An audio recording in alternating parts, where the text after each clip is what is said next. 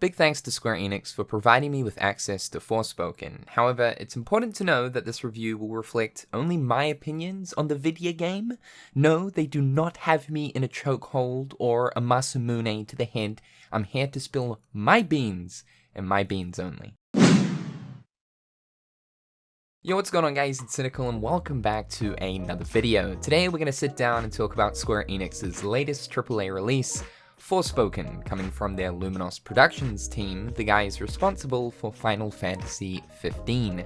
I've had my eye on this since it was first unveiled back in June of 2020, as the first trailer showed stunning visuals and art design, emphasis on parkour within an open world, and the fact that this is a brand new IP from Square that they're clearly spending a bit of money on. You guys should know that Square Enix don't tend to release AAA games outside of their flagship titles like Final Fantasy, Dragon Quest, or Kingdom Hearts, so this is a pretty big deal. The game's been out for just under a week now, and the reception towards this is...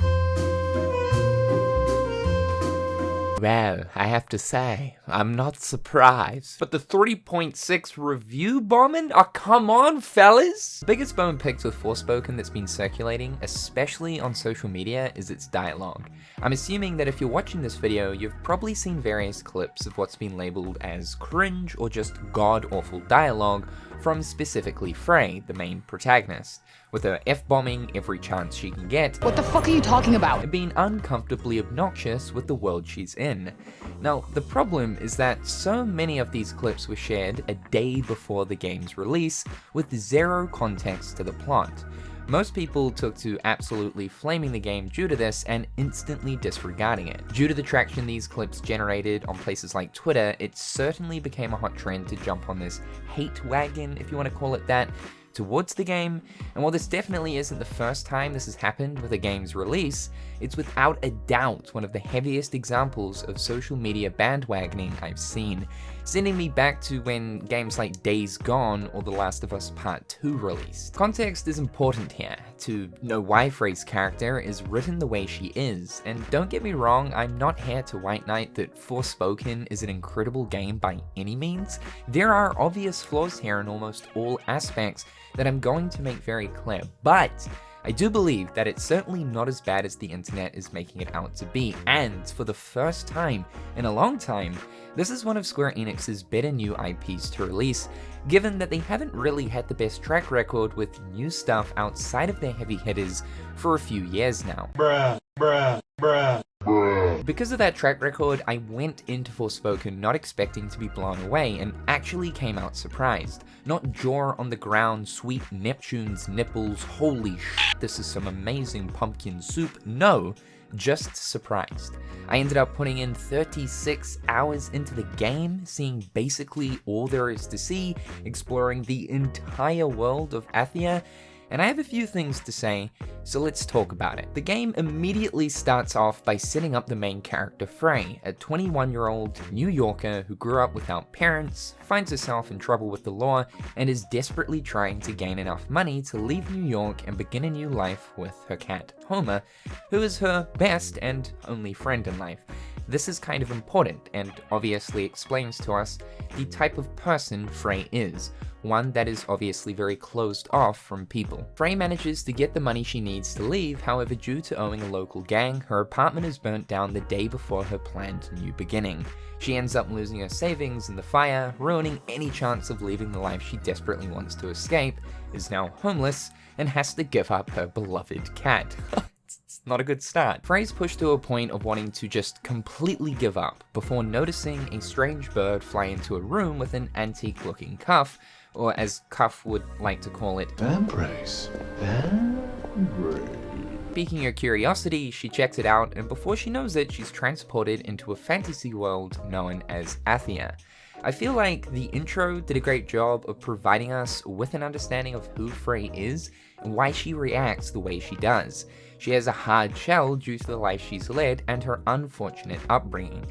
Now, if it isn't already obvious, this game is basically an isekai setup, meaning main character finds themselves in a different world from their own.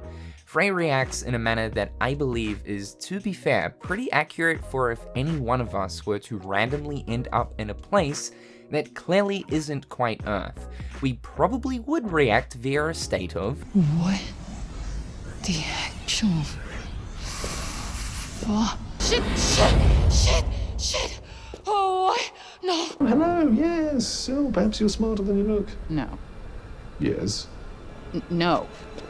Yes. Turns out that the cuff she found on the table is actually a magical talking cuff with a British accent. Pretty strange setup, but honestly I kind of dig it. He basically acts as Frey's companion throughout the game. Kind of think almost Grimoire Weiss from Nier Replicant. This brings us to the first cutscene that was being passed around like wildfire, the scene after Frey has her first combat encounter. Basically, Frey freaks out that she can, and I quote, move shit with her mind, which is exactly what she does, and if I'm being 100% honest, I really don't think this reaction is bad at all. Like, bro, I know I would be saying some cringe-ass nonsense if I could suddenly just start flinging rocks from my hand, especially in this day and age, when we're enveloped with the pop culture we have, where this kind of idea is envisioned commonly. I'd be making stupid video game and movie references, probably asking the most infuriating, stupid questions as to what I could do with these new powers, and would be probably having a slight mental breakdown at the same time, but filled with giddy also. Too f***ing right, I would think in that exact moment, I was the f***ing man. I would probably have an ego break 100%. I feel like Frey's initial introduction to this world is just fine. It doesn't go over the top, but also portrays that what's before her is kind of unbelievable. That's not to say that the entire game's dialogue though isn't bad. There clearly are some moments throughout where you're left wondering, why? Like, why did you say that? Like, is this really the first thing that came to your head? But she'd never do that. Isn't that right, Frey? Okay, can you let it go already? But more so than not, I believe Frey's reactions are completely warranted given the kind of person she is and the situation she's in. Frey does, however though, have this tendency to F-bomb a lot, and I mean a lot. Tantas were this place up long before I got here. Get the back to New York. Ugh. This place sucks. You, that? It's real up in there. Somebody come quick! I don't mind F-bombing at all. I do it enough myself. I am a frequent F-bomb enjoyer, but I do wish that Luminos were maybe a little bit more selective on exactly where and how Frey F-bombs. Most of the time I don't mind it really, but there are certainly some situations throughout the game's story where it's like, I feel like there could have been a better choice of words here, and it does start getting to the point where she is F-bombing just for the sake of it. At the same time too though, this certainly does provide for some absolutely hilarious moments. The story revolves around her wanting to return home, but finds herself in the middle of a world that is corrupted by what's known as the Break. Athia is a place that once thrived, but is now suffering due to this corruption. She's faced with the threat of the Four Tantas, who were once powerful leaders that the people of Athia looked up to, but are now former versions of themselves due to being consumed by the Break. Although Frey's goal isn't to help the people restore their world from the threat of the Break, because that's just not really the kind of person Frey is, being that she only really wants to look out for herself, and as I said, isn't really a people person, she's put into a position where she has to defeat each Tanta in order to return, and along the way learns virtues of actually caring for someone other than herself.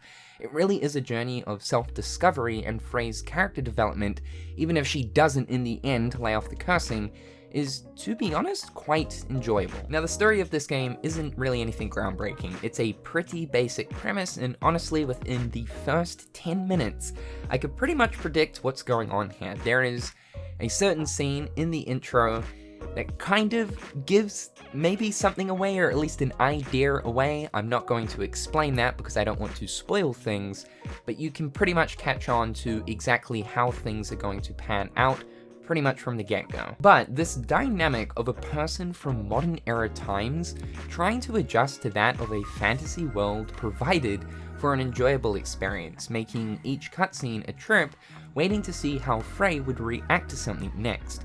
Like, for example, Frey trying to explain to these children of Narnia what a smartphone is was absolutely great. Frey cursing and using her lingo with seeing the absolute state of confusion in the face of the person she's talking to because they have no idea what the Frey is saying is pure gold. You have my word. Cross your heart and hope to die? You wish me dead? I'll go in the morning. You got anywhere I can crash? Crash? A crash. Sleep? Like a Salem situation? Do you expect me to know what that means? Where did the break shit come from? After what you called the break shit. Why are you so determined to get back to Newark?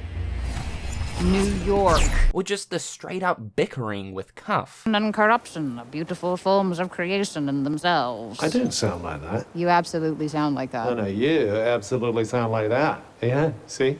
Two can play at that game. You're f***ing stupid. By the way, this cutscene was another one that absolutely blew up to use as an example of bad dialogue, and honestly, I have no problem with it at all. The "you're f***ing stupid" landed so well, dude. I don't know, maybe it's just me, but I thought the mocking of Cuff was, to be fair, kind of hilarious. I think it's important not to take the game too seriously, even if that's the tone the game wants to go for sometimes. It's cutscenes like Cuff being mocked, telling you that comedic relief is something the game aims for. It's just the balance of which that can sometimes be a bit awkward, where it's like, okay, Frey, for God's sake, can you please not right now, like any other time rather than now? But for like about 80% of the game time, I had no problem with the way Frey presents herself. It provided, for a game, decent entertainment. Now, the area of dialogue I do in fact have a problem with is during gameplay. Throughout your adventure, Frey and Cuff will comment on different things like combat depending on what spells you're using, when you finish an encounter, locations you come across, items you gather using parkour, and for the first few hours this is fine, but after 36 hours of hearing the same lines repeated time and time again, yes, you'll wish you could be transported to Athia and slap the living life forces out of the two of them. Well, it'll be a good chance to flex our muscles. That went well. You bet it did. That was going nowhere. Looks like we're done here. It does, doesn't it? Could have done that with my eyes shut. Well, I'm glad you didn't. Let the adventure continue. What the f was that? What one might call a gaggle of troublemakers. Tired after that little performance? I'm always tired. That right there. I mean, some of the lines are fine, but a good amount of them are just... How many of them are there? I'm gonna say a party horse. That's Dan. Can you guys not right now? Please stop! As an example, whenever you come across a challenge monument, Frey, 90% of the time, if not basically every time, will say the same line. What the hell is this? You know what this is! This is the 14th one we've come across, I swear to God! What the hell is this? Oh nah, you're just twisting my baboon now. You are twisting my baboon! Now the good news is, I guess the devs thought that people might end up getting a bit wary of this, so there is actually an option to change the Cuff chat frequency to minimal. God help those souls who have set this to high though. There is actually a high option, but you would actually have to be clinically insane to want to deal with this. Or if you just don't want to deal with it at all, you can change the voice volume down to 0. There's always that option. There are some good lines here where Frey just bodies Cuff though, which I really enjoyed those ones. Shall we make a move? You don't make moves. You just sit there being a prick. But the gameplay dialogue got old pretty quick. It's something that I feel open world games suffer from if they have reactable lines to certain things in the world. Unless you have something like 200 plus lines recorded for open world chat with multiple different lines for the one specific thing, you're going to get sick of the same thing being repeated. This is why I usually prefer a mute protagonist for these kinds of games that are designed to be played for hours on end. Now the story isn't super long and can be wrapped up in as little as 10 hours if you're shooting straight for it. You're able to explore a lot of the world as you see fit without the need of story progression. I finished the story on the 18-hour mark with doing some of the open world activities between story quests, which the game kind of wants you to do as the story quests are pretty basic, with just needing to reach the Tanta, defeat them, then move on to the next one. You'll return back to the city, a bunch of cutscenes will roll, then you move on to the next one.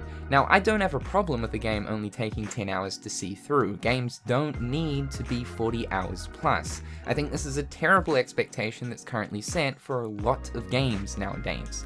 But I did feel that the second half of Forspoken felt slightly rushed, with the first 2 Tanta sections being reasonably fleshed out, but the other 2 feeling kinda loose. This is sort of similar to Final Fantasy XV with how its story pacing drops off about halfway through. I find it also surprising too that very little of the open world was actually used for the story stuff, because this world is massive, and there's so many beautiful locations that could have been used for some really neat story scenarios. My recommendation here is to take your time going through the game and just don't rush the story. Try to do as much as you can before you wrap it up. That's not to say you can't continue once finished. You can, plus there's additional things to do after the story has concluded, but I was kind of taken back by how many locations were unused in the main path. The game has a true and alternate ending, so 2 endings, and without spoiling, of course, I'm not going to explain it, but you'll get the option to choose what one you want at the very end of the game. I'd recommend making a save file for this to see both. Not that you really need to see the alternate ending, honestly, because it's just so strange and abrupt. Like, I'm still kind of wondering why this was even put in. Rather just make the decision a cutscene. Anywho, as I was saying before though, the story is sort of predictable and ends how you'd expect once spending a few hours playing. I'll admit though, there was actually one scene at the very end where I got a tad emotional. That kinda caught me off guard. But for what it's worth, I'd look at Forspoken's narrative to be an easy piece of media to consume. Nothing groundbreaking, nice and simple, and a bit of fun. It's exactly what I was saying in my impressions in the demo, that I wasn't expecting this game's story to be the strong area. When looking at the characters throughout the game too, there weren't really any characters that were super memorable. Obviously, Frey as well as Cuff are the main spotlights here. The Tantas are kind of interesting, but really the only one that stuck out to me as being kind of slightly unique was Prav. No! No! No! Quiet! Quiet! Quiet! So don't go into this narrative either thinking that there's going to be a lot of memorable characters, because that just ain't it either. Now, moving over to the gameplay, this is where things get a little bit more interesting. This is an open world RPG. As I said, the world is pretty big, and the main sticking point of the entire game is its traversal. The magic parkour system allows Frey to cover some crazy distances by being able to quickly maneuver over most terrain, climb walls and cliff faces by simply holding down a button, similar to how Insomniac's Spider-Man works. Most of the time, there are moments there where it can feel a little bit janky, but pretty much it just takes some getting used to. It really makes the exploration side of exploring this massive world a lot of fun, and the open world is as big as it is due to this system. As Frey progresses through the story, and even via finding what's known as founts, these small pools of water, she'll unlock more spells and parkour abilities, and trust me, once you have the full parkour kit, just simply running through this world, visiting locations, and ticking off that open world checklist becomes a lot of fun.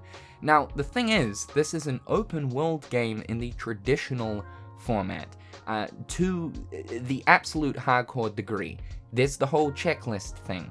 Don't really expect any new ideas here with the way this genre of game works, because it has a crazy amount of map markers, just as most open world games do.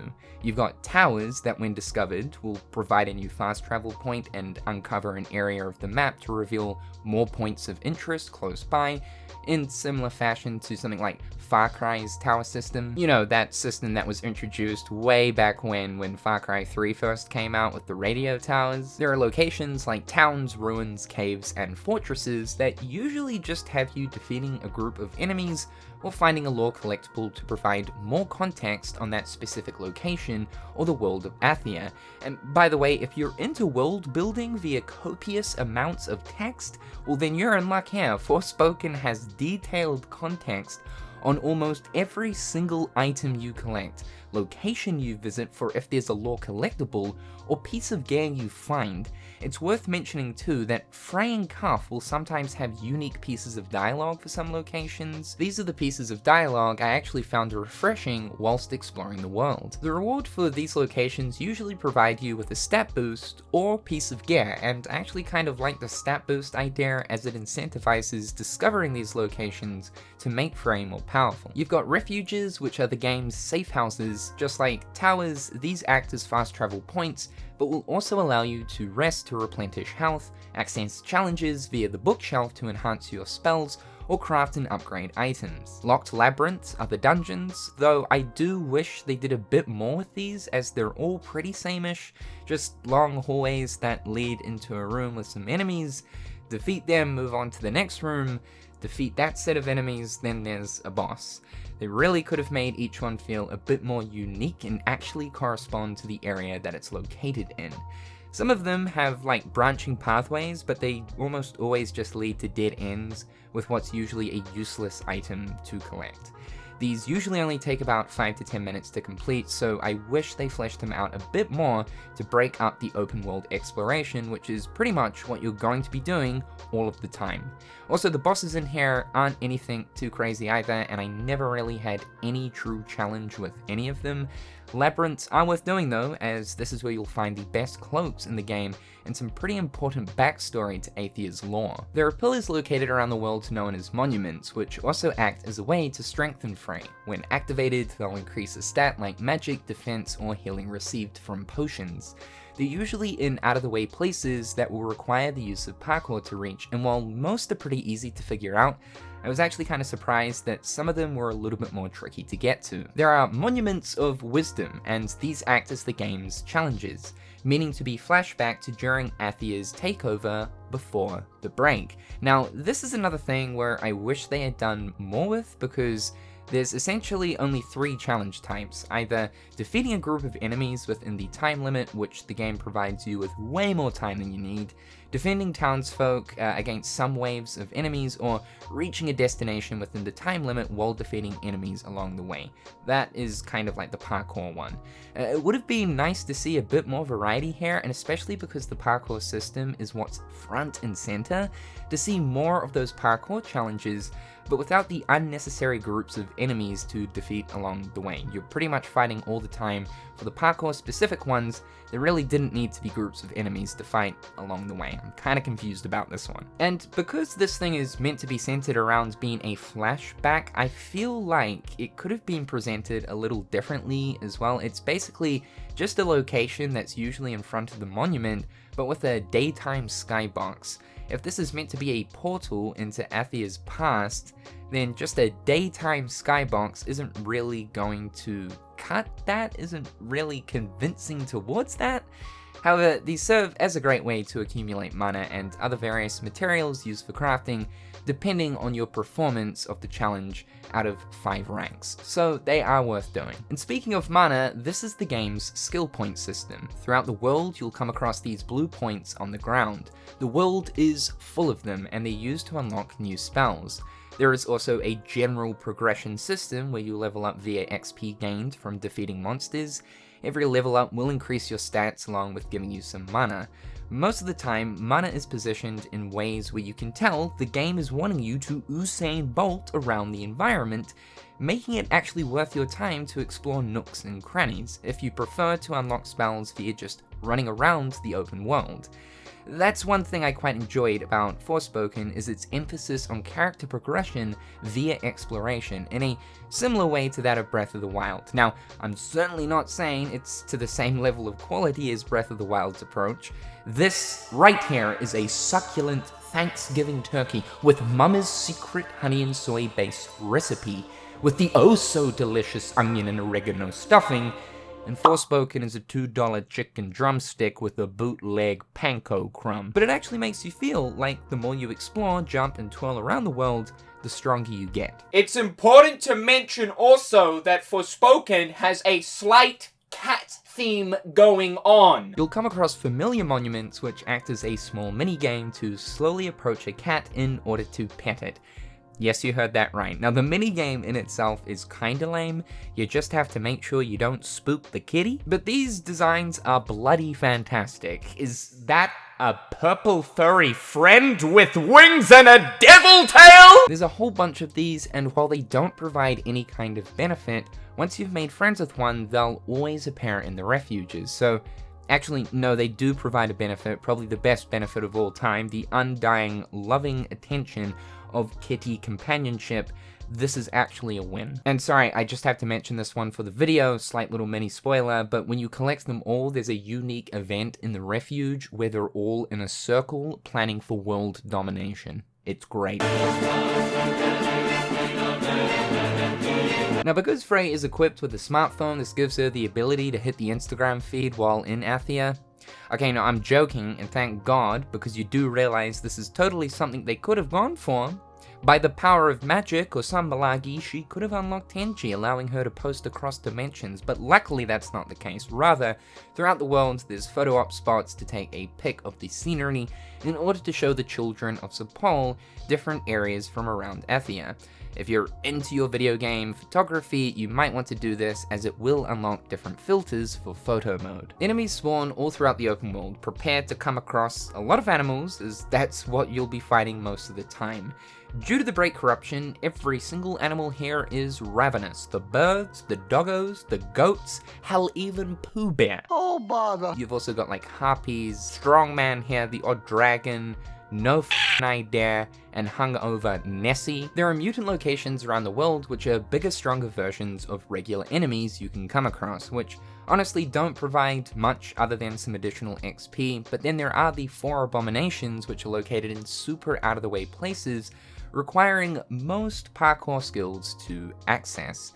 Now, I guess you could kind of classify these as the super bosses of the game, even though they never really acted as much of a problem, especially if you're at the end game. They're also just non-crystal versions of the same bosses you come across in the labyrinths. So it was a tad bit disappointing to see they didn't really do much here for extra boss content. It's another area I wish a bit more time was spent on. Lastly, there are a plethora of chests scattered around the world, identified by purple dots on the map. You won't ever have to seek these out because you'll come across them naturally anyway. They contain a vast array of crafting materials, to feathers used to upgrade how many materials you can carry, to sometimes gold nuggets to upgrade the amount of potions you can use, but more so they're not really worth bothering about unless you're just starting off. The puzzle box, which require you to figure out a slide puzzle, contain old coins which can be used to buy an assortment of different things from 2 vendors in the game. This is the only kind of currency in Forspoken. Otherwise, you don't really have to worry about the whole buying, selling thing here. Most things are acquired via exploration. And also, if you don't like puzzles, you can either spend mana to auto-complete them, or there's an accessibility option that figures them out for you. Speaking of accessibility and gameplay options, there's some good stuff here, like being able to switch the difficulty on the fly, fine-tune damage received, auto-dodge, change stamina recovery, because yes, there's a stamina system used for some parkour abilities and attacks, automatic healing, but one you should definitely turn on is item visibility to enhanced, and auto pickup. There's a lot of item gathering in this game, and rather than slamming that triangle button for years on end, just let the game do it for you. Of course, side quests are here, although I wouldn't really write home about them. There's not too many, and what is here is kind of average. However, some will actually provide some additional story context, so I'd say do them when you can. Oh yeah, and there's a set of side quests that have you chasing a cat. This made me laugh because I wonder what the citizens think of this girl who's arrived from a different world that just randomly starts running around the city chasing cats. Yeah, it's that mad lady that's chasing cats again. Damn it. While there is a lot to do in the open world, at times it can feel barren. Now, of course, the parkour system has a big part to play in this, of course due to being able to cross long distances in a matter of seconds, and taking into account the overall plot of this world literally standing on its last legs, with only one city still thriving. It's just a shame because there's some stunning looking locations here. Evolit's water gardens are beautiful, filled with large lakes surrounded by cliffs, massive bridges spanning between with floating rocks in the sky, Preynost is a dry desert-like canyon with large ravines with lots of verticality that feels dangerous to explore. Junoon is more of a forest environment with purple trees giving this whimsical feeling to the air, with the large circular rock towering over its castle. Visoria was probably my least favorite out of the regions that kind of felt lacking with inspiration, as it's mainly just grassy plains with an ugly green filter whacked on top. I probably would have enjoyed this area more if it weren't for this filter, but I get it, it's to emphasize the corruption. I have to mention specifically though, Avalet, it's my favorite region out of the four, and specifically the Castletown area and the castle itself heavily reminds me of something you come across in Elden Ring or the Souls games. It's just a shame because with such a beautiful world, I feel like it's a bit of a loss of potential to not make more use out of it. Circling back to the story not using much of the world, and that most locations you go to don't really feel unique. Most towers you visit all work the same way. Some you might have to enter from the roof rather than the main door, but otherwise it's the same concept, and the same can be said for almost every point of interest location in the game. This is what I believe people are tired of when it comes to the open world genre.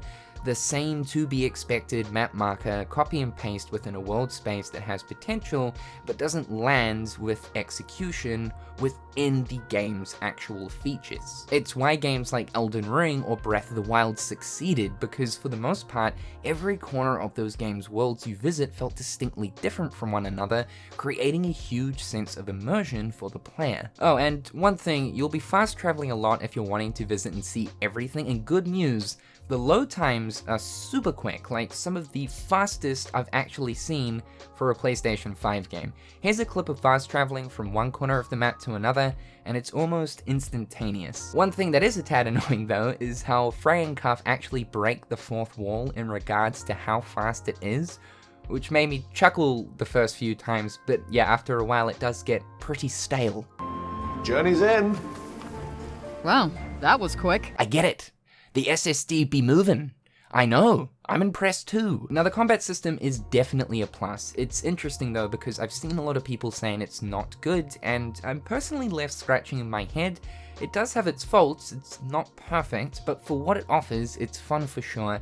It makes me think the people that are downplaying it really aren't using the systems the way they're intended. Forspoken focuses around spellcasting. There are a total of 12 attack spells, 32 support spells, and 4 different spell elements, which are Earth, Fire, Water, and Thunder. You'll start off with Frey's magic, which is Earth, but as you take down the other Tances, you'll acquire the magics they use and unlock a new spell set. The game's designed around mixing different spells and using the arsenal you have to best suit the situation, as every enemy is vulnerable and weak to a certain magic type. Because of this, you're able to switch between magic types on the fly with no resource needed to use any of the support or attack magics. Support magics will have a cooldown once used, but if you think about it, by the end game, you have 32 of them to cycle through to your heart's content, and it's super fun coming up with different combos. What's more is I haven't seen many people talking about the attack that instantly swaps you from one magic type into another, which can lead into some awesome combo potential.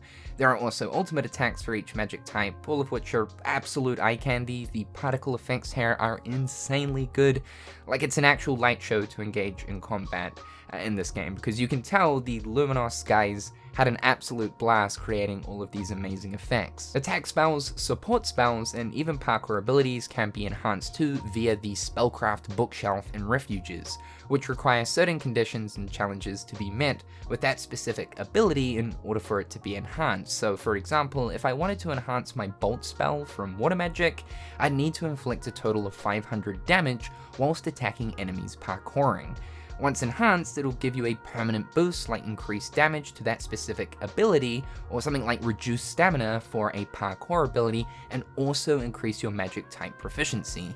Even though after a while these challenges can get a little chory, Should I say, I kinda like this system as it encourages you to try out attacks you perhaps haven't used much of yet in order to become stronger. Dodging is part of the magic parkour system, so simply hold down the circle button to evade. I know it sounds kind of mindless, but trust me, there can be a lot of enemies on screen, and things can get pretty hectic, especially if it's a mixture of ground and flying types, so don't worry too much about it being a breeze. You will still get slapped around, especially if playing on hard. It is actually quite easy to be overwhelmed, so it's important to keep an eye out on the enemy attack indicators to know what can be dodged and parried, or what needs to be evaded as a whole.